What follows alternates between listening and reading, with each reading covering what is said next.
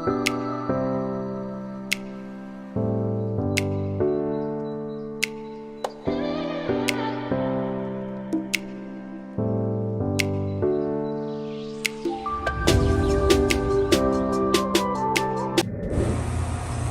to Green Organic Love. This is Tisa, and I just wanted to say I found something new in the garden, and I'm so excited to be sharing it with you.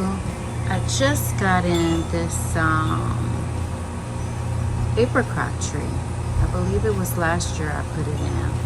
And as I'm sitting here in the gazebo just taking in this breeze, I look up and voila.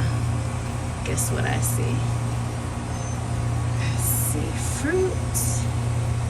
Can you see that? How very exciting. Some of them look like they are ready to eat. Yes, apricots. Apricots in this hot heat. So I see, because I hadn't done the research, I just knew that I wanted to have apricot tree in the garden. And I'm so excited that I didn't have to wait like 5 years to get fruit. So there you have it. Apricots. Grow with love, everybody. And if you have not subscribed, hit that red button. Like, share, comment.